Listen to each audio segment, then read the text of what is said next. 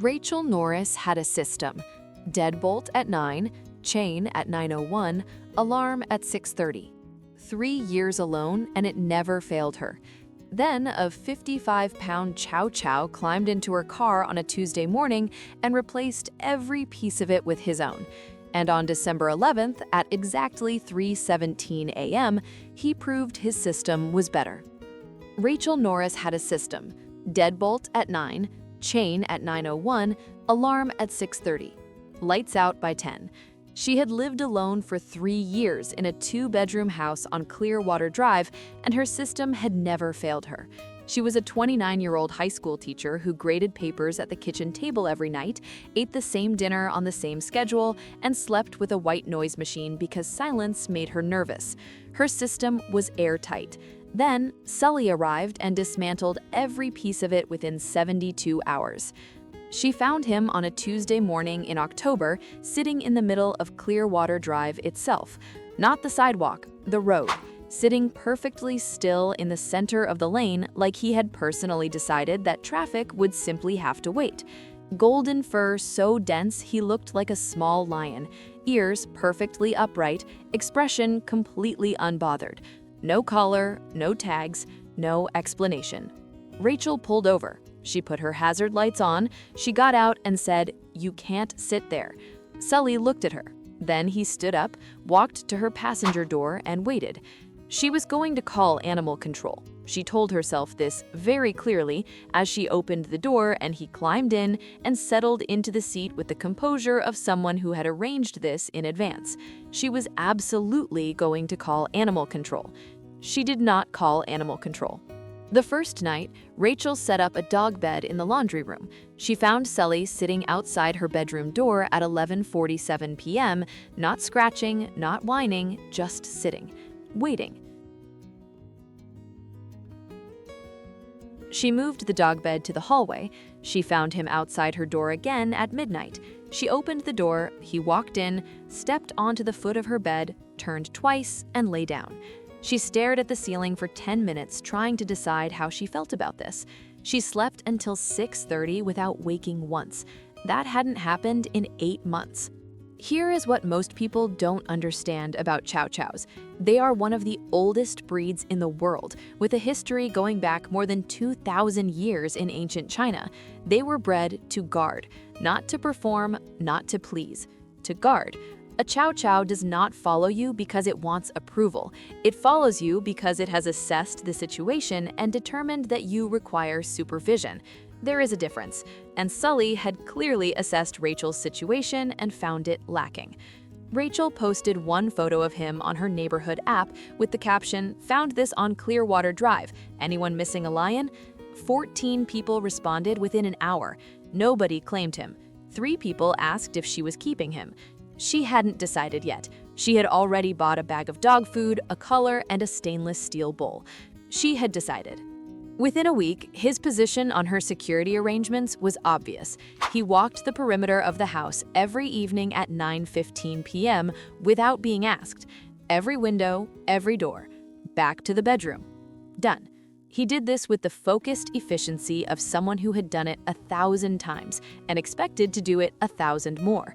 Rachel started timing it, 4 minutes and 30 seconds, every single night, never varied. He slept at the foot of her bed, not on the floor, on the bed. She had given up fighting this after day 3. His breathing was slow and steady, and it was, she admitted to no one, the most calming sound she had ever heard in that house. Her system changed. Deadbolt at 9, chain at 9:01, Sully's perimeter check at 9:15, lights out at 10.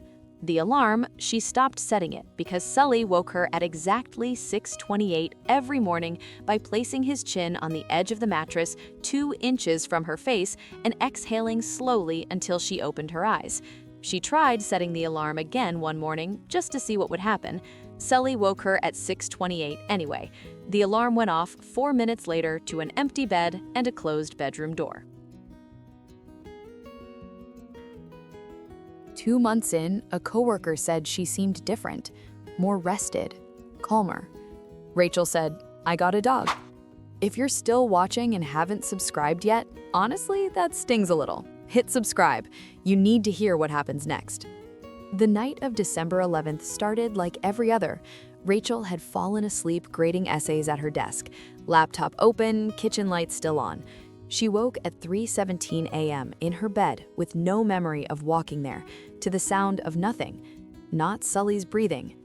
Nothing. She sat up. The bed was empty. Then she heard him. Not barking.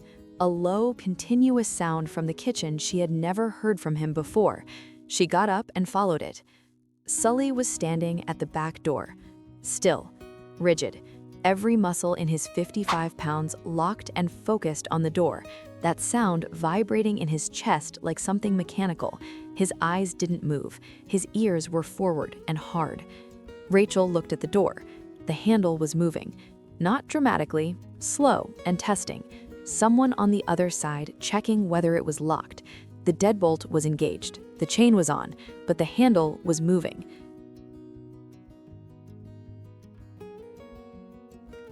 Sully did not bark. He did not lunge.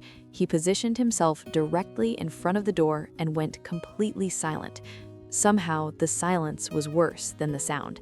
It was the silence of an animal that had already made a decision and was simply waiting. The handle stopped moving. Rachel called 911, shaking so badly she misdialed once. She kept her eyes on Sully. He didn't move. He stayed at that door for 11 minutes until she heard the cruiser pull on to Clearwater Drive. The officer found fresh marks on the exterior doorframe and the back gate latch. A neighbor 2 streets over had been broken into the same night. Rachel's house was the only one on the block untouched. The officer crouched and looked at Sully. Sully looked back with the same expression he always had. Calm, certain. How long have you had him? 2 months. He nodded slowly. Good dog. She sat on the kitchen floor after he left. Sully pressed his entire body against her side and stayed there without moving until her heart rate came back down. Today, Sully is 18 months old. He still checks every window and door at 9:15 p.m. He still wakes Rachel at 6:28. The white noise machine is in a closet somewhere. She doesn't need it anymore. Not all protection looks the way people expect. Sometimes it walks your perimeter at 9:15, breathes steadily at the foot of your bed, and stands at a back door at 3 a.m. for something you never even heard coming.